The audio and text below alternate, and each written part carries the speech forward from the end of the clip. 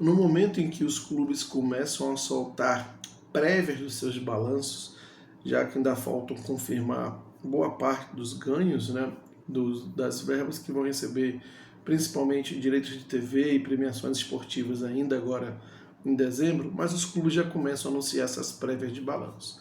E aí alguns pontos são bem interessantes de você contextualizar e fazer aí uma reflexão do cenário do futebol brasileiro, das forças que se apresentam no futebol brasileiro e como projetar para os próximos anos em especial.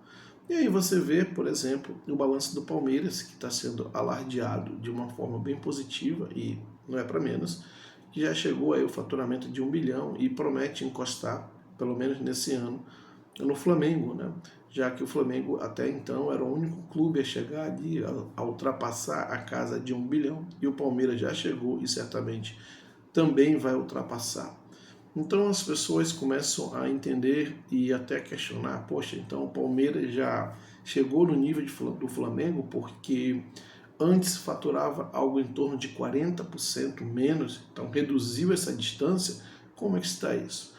Eu acho que a pergunta que tem que se fazer é entender como é que o Palmeiras diminuiu essa distância e entender se isso vai ser algo constante, se isso vai... diminuiu a distância, ele diminuiu, mas se essa redução dessa distância para o Flamengo é calcada em algo realmente sustentável, em algo sólido, e se isso vai se repetir para os próximos anos, né? E o que eu posso dizer a respeito é que essa redução da distância do Palmeiras para o Flamengo, ela está basicamente calcada na venda dos jogadores Endrick e Estevão, né, por valores muito acima do que o mercado, do que esses times costumam conseguir na transferência de jogadores para o mercado europeu, né? O Endrick ele custando algo em torno de 60 milhões de euros e o Estevão algo em torno de 45 milhões de euros, ou seja, mais de 100 milhões de euros em dois jogadores, faz muita diferença e certamente reduz a distância que tinha para o Flamengo. Então a pergunta é, isso é sustentável? Isso vai se manter para os próximos anos? Ou essa distância vai ser diminuída pontualmente para esse ano que vem agora, 2025, onde o Palmeiras recebe uma parte desses valores, e também esse ano, 2024, onde recebeu parte desses valores? É isso que tem que ser questionado e entendido, e é sobre isso que nós vamos falar. Agora, antes de seguir com esse vídeo, peço sua ajuda para que se inscreva no canal. É muito importante aqui a sua inscrição. Se você curte o canal, se você gosta do conteúdo, se inscreva aqui para apoiar o canal. E claro, tão importante quanto, diria até mais, é o joinha, é o like, porque é através do seu like que o YouTube entende esse conteúdo como relevante e distribui ao número muito maior de pessoas, né? O vídeo tem um alcance muito maior através do seu joinha, do seu like. Então deixa aqui o like, claro, comente aqui se você concorda ou não concorda com algo que foi abordado aqui no vídeo, se você gostou ou não do conteúdo, não importa, o importante é interagir. Portanto, comente até para que a gente possa entender o seu elogio, a sua crítica e trabalhar em cima. E compartilhe esse vídeo com o maior número possível de pessoas. Voltando ao tema do vídeo, como eu estava dizendo, a questão mais é analisar, entender se essa redução da diferença do Palmeiras para o Flamengo é algo constante, algo sustentável, calcada em receitas sólidas que vão acontecer todos os anos. E obviamente, como eu já fiz a prévia introdução do vídeo, eu disse que essa redução de diferença se dá pela venda de dois jogadores muito acima da curva, então não, isso não deve acontecer todos os anos, né? Isso, então, a diferença de Flamengo para o Palmeiras tende a continuar grande, ali na casa de 40%. Ainda que o Palmeiras tenha elevado algumas de suas receitas, né, ou está prometendo elevar, ainda que o Flamengo tem uma capacidade muito maior, comprovadamente, e isso vem se mostrando ao longo dos últimos anos, de geração de receitas, principalmente na parte do mercado publicitário. Então, se em algum momento o Palmeiras cresce um pouquinho aqui, obviamente o Flamengo, por ser o trem pagador do futebol, o teto no futebol brasileiro, ele também vai crescer ainda mais. Então, pelo que a gente vem vendo dos números dos últimos anos na parte nas contas, das linhas das contas nos orçamentos, no que se refere à publicidade, parte publicitária, o Flamengo ainda mantém uma diferença muito grande, a tendência é aumentar ainda mais essa diferença e esse nível de faturamento entre Flamengo e Palmeiras se manter ali na diferença na ordem de 40%. Isso observando a dinâmica de mercado, como está agindo, os valores que são pagos dos clubes.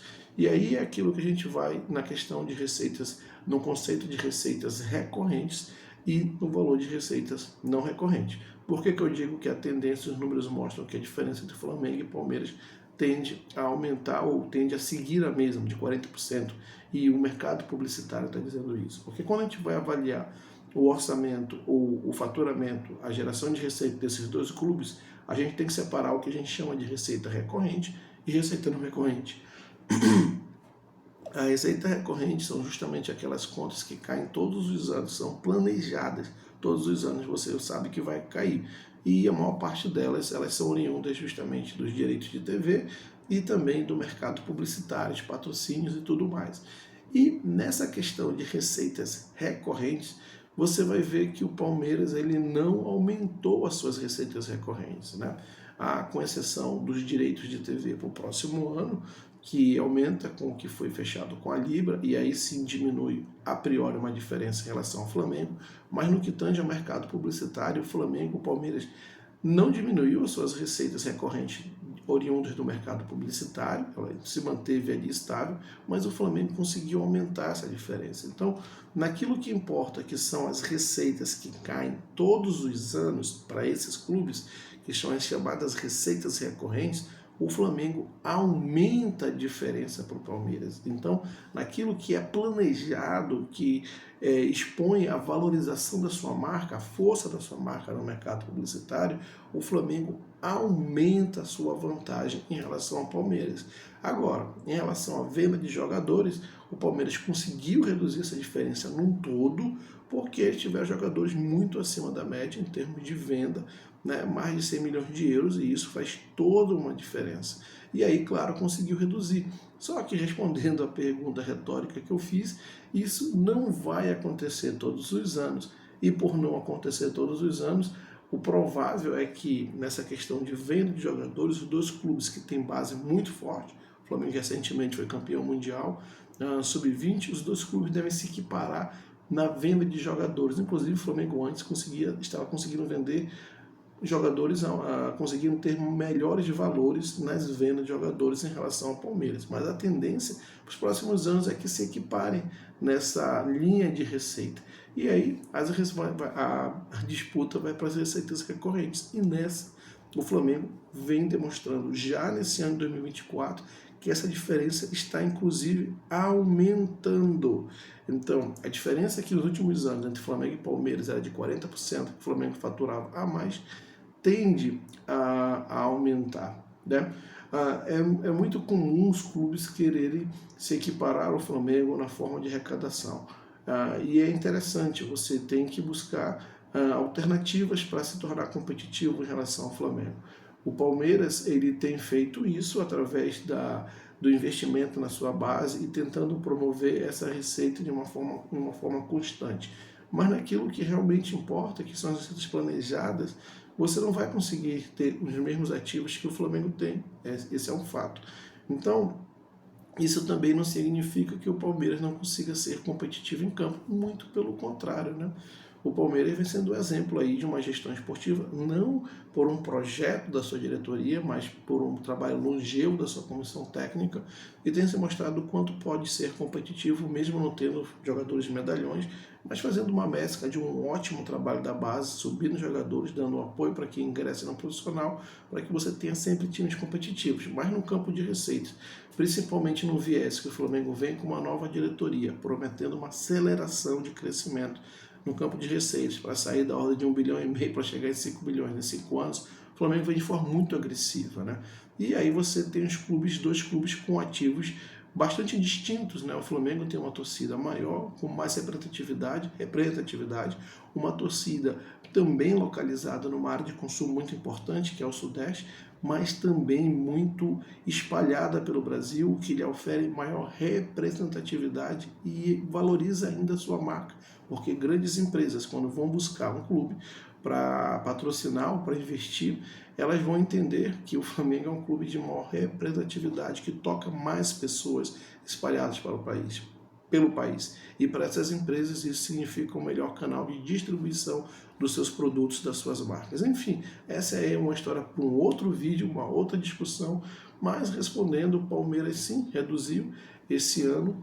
A diferença para o Flamengo tende talvez a reduzir ainda mais essa diferença em 2025, mas muito em fruto do trabalho de sua base e da venda pontual de dois ativos extremamente valorizados acima da média, que foram o Endrick e o Estevão. Mas isso não deve perdurar. Você não vai ter um Endrick e Estevão para vender por mais de 100 milhões de euros todos os anos. Então, naquelas receitas que importam, que são oriundas do mercado publicitário, de como o mercado te vê, isso o Flamengo mantém a diferença. Não houve uma valorização dos ativos do Palmeiras, excetuando os jogadores da base, que eu citei aqui, o Endrick e o Estevão, mas não houve uma valorização dos outros ativos do Palmeiras em relação ao Flamengo, que continuam sendo mais fortes. Como eu disse, não dá para você se equiparar ao Flamengo, mas existem outras maneiras de você se mostrar competitivo no campo. O Palmeiras vem fazendo isso, portanto, não acho que é nenhum problema. Mas, do ponto de vista de geração de receitas, o Flamengo continua sendo cada vez mais forte, visto como trem pagador pelo mercado, pela dinâmica do mercado no futebol brasileiro. Quero saber a sua opinião, portanto, deixe aqui seus comentários, são muito importantes, na verdade. E claro, não esqueça de se inscrever no canal, deixar o joinha, o like, compartilhe esse vídeo com seus amigos e até a próxima.